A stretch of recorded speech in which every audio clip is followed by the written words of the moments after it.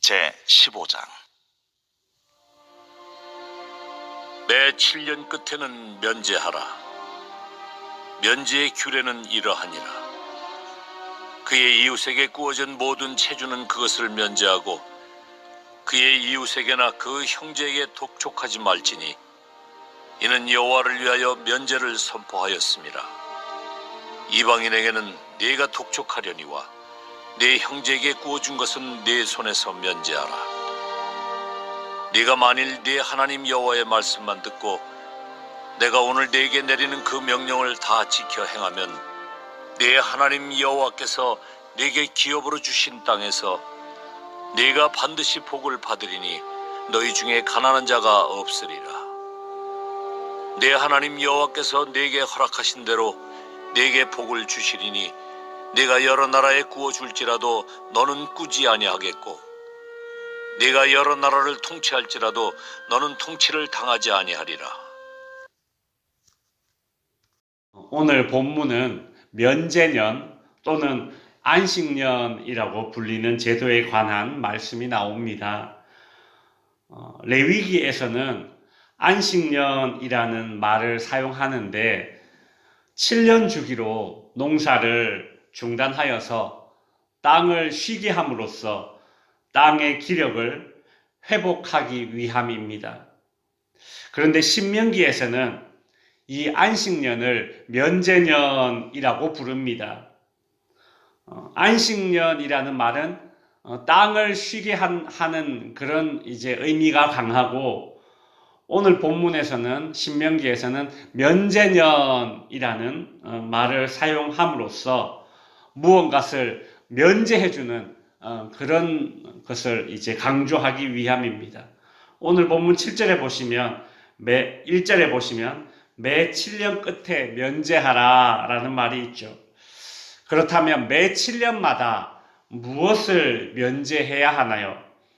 2절에 보시면 이웃에게 구워준 모든 체주는 그것을 면제하고 그의 이웃에게나 그 형제에게 독촉하지 말지니 라고 합니다. 이스라엘 백성들은 7년 주기로 형제나 이웃의 빚을 탕감해주고 빚을 갚으라고 독촉하지 말아야 합니다. 그러나 이웃이나 형제가 아니라 이방인이 진 빚이 있다면 면제하지 않아도 되고 빚을 독촉할 수도 있습니다.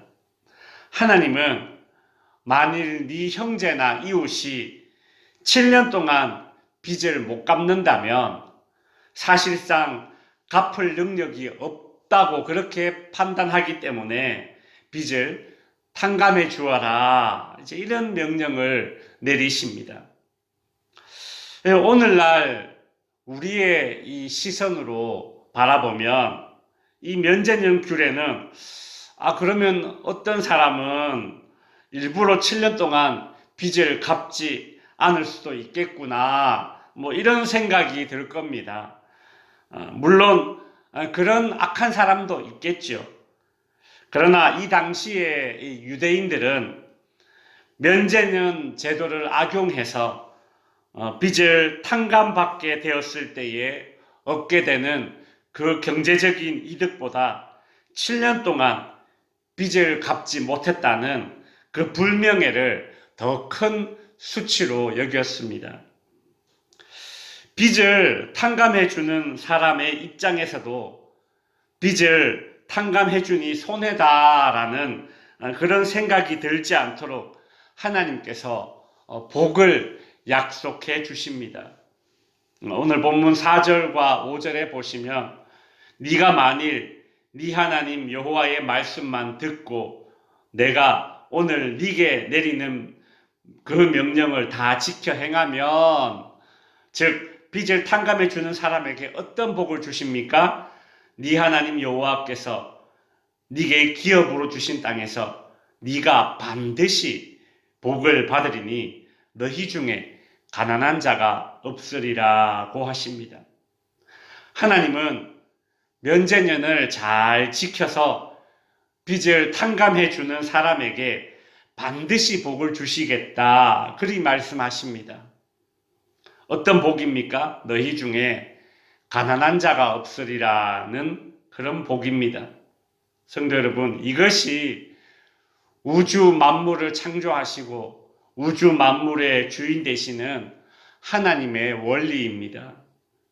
빚을 탕감해주면 내가 손해보는 것이 자명한데 하나님은 반드시 복을 주셔서 절대 가난해지지 않도록 해주시겠다고 약속하십니다.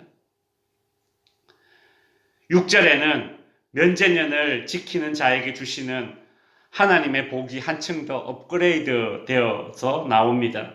네 하나님 여호와께서 네게 허락하신 대로 네게 복을 주시리니 네가 여러 나라에 꾸어 줄지라도 너는 꾸지 아니하겠고 네가 여러 나라를 통치할지라도 너는 통치를 당하지 아니하리라. 이게 무슨 복입니까? 번성의 복입니다. 머리가 될지언정 꼬리가 되지 않는 복을 약속해 주시죠. 이것은 우주 만물의 주인 되시는 하나님이 자신의 이름을 걸고 하신 하나님의 약속입니다. 말씀을 정리하겠습니다. 성도 여러분, 하나님의 말씀대로 사는 인생은 절대 망하지 않습니다. 면제년을 지키고 빚을 탕감해주면 손해는 보겠지만 내 재산은 줄겠지만 그렇다고 탕감해준 그것 때문에 내 인생이 망하지 않습니다. 이것이 하나님의 약속입니다. 오히려 더 번성하고 머리가 되고 꼬리가 되지 않게 해주십니다. 하나님의 말씀대로 살면 그리 되는 것입니다. 문제는 우리의 믿음입니다. 성도 여러분, 말씀대로 될 것을 믿으십시오. 믿음은 때로는 모험입니다. 이상하다. 말씀대로 살면 분명 손해볼 것 같은데, 분명 마이너스가 될 것 같은데, 어느 순간 플러스가 되어 있는 여러분 자신을 발견하게 될 것입니다.